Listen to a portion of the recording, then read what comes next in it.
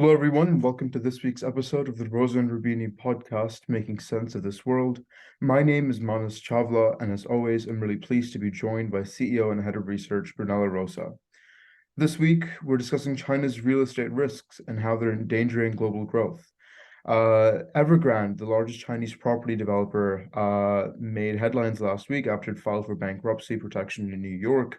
Brunello, could you tell us a bit more about that particular event, but also what led to that for Evergrande in particular?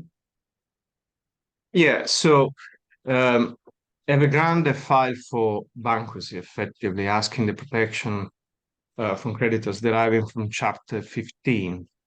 This is not particularly surprising. In 2021, Evergrande defaulted on its offshore debt, and since then, you had a chain of events that eventually led to last week's decision. Uh, the group says that there are various schemes of arrangements, so discussions about restructuring with various creditors in the Cayman Island, in Hong Kong, in the British Virgin Island, and so on. It is a fact that this comes after severe losses to the tune of about 80 billions over the last 2 years, after having accumulated a debt of around $330 billion overall. So it was a huge company, huge financial hole. Offshore debt defaulted in 2021. It was only obvious in a matter of time before Evergrande filed for bankruptcy in New York, as they did last week. Right. How has China been addressing this, and more specifically, how does the People's Bank of China been doing to mitigate this? So the problem is that is not idiosyncratic, because it's becoming systemic. Because once the largest property group defaults, all the smaller ones, including those who are owed money from Evergrande, gets into trouble, and some of them default. In fact, many of them have defaulted, to the point that even the largest developer in China, Country Garden, has now entering serious financial difficulties. And it says that it can lose about $8 billion in the next 6 months. So the problem is becoming systemic. If it's becoming systemic, so macroeconomic, then it's about the authority to respond. First and foremost, of course, the People's Bank of China.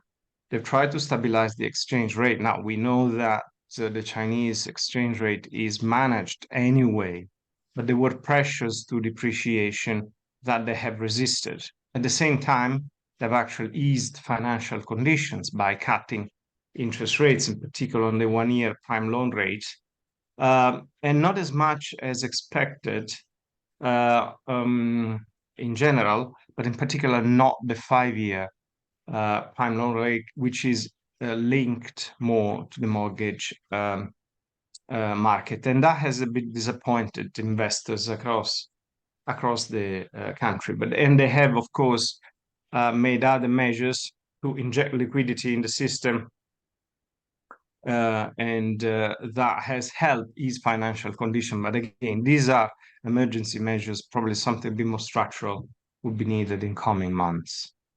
Got it. And how has this, quite sort of large crisis in one sector been impacting Chinese growth more broadly? Yeah, we know that Chinese growth is a target that is set by the Congress. And in last year, National Congress of the Chinese Communist Party, in October, they set a 5% growth rate target. It seemed an easy target to achieve for the new premier Li Qiang, who have just come to power. And of course, Xi Jinping didn't want to give a hurdle too high. So it seemed easily attainable. But in reality, estimate shows that China may not grow faster than perhaps 4.8, 4.5% this year. So missing that target, that wouldn't be a nice signal coming for the new government. And unfortunately, of course, this has international repercussions because export giants such as Germany and Netherlands rely on China importing some of their goods and in particular technology. And we know that they've already been affected by the various bans that have been issued by several governments, including the US, to export to China, in particular, certain type of goods and machineries and so on. So that was already a structural impact. Now we have also a cyclical impact. So unfortunately, this thing is likely to propagate further over the global economy. Right. So I mean, who's doing well? The United States seem to be the only sort of economy with at least a somewhat sort of robust performance. Could you comment a bit on that? Yeah, so somehow in the global economy, you always have to look at the three big areas: the US, Europe in general, which and in its core the Eurozone, and in China. Now, China, we are saying, is decelerating. Europe, we said Germany is in a recession, technical recession, but still a recession, together with the Netherlands. Italy has experienced its first quarter of negative growth in Q2, and maybe others may be coming. France is decelerating. So Europe is also a bit in trouble. The Eurozone itself, but not just the Eurozone. The UK has avoided the long-lasting recession that was initially predicted, but still economic activity remains subdued. So the US is in fact the only area of the major area of the global economy that is growing with a 2.4% annualized growth rate in Q2. Even faster than Q1, there was 2%. Let's not forget this is annualized. So for the quarterly growth, you need to still divide by 4. But yes, it's still positive, 0.6% growth quarter on quarter is pretty robust. And the labor market, albeit cooling a bit, remains very resilient. So the US is doing well, China not so much, Europe not so much.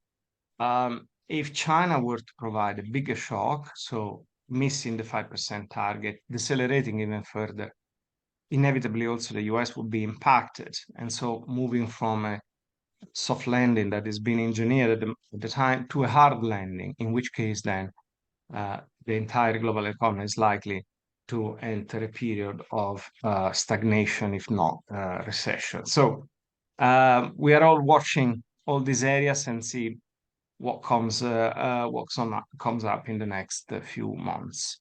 Yeah. I remember a few months ago we were speaking about how sort of all the central banks and their decision-making practices were effectively aligning among all the different cycles.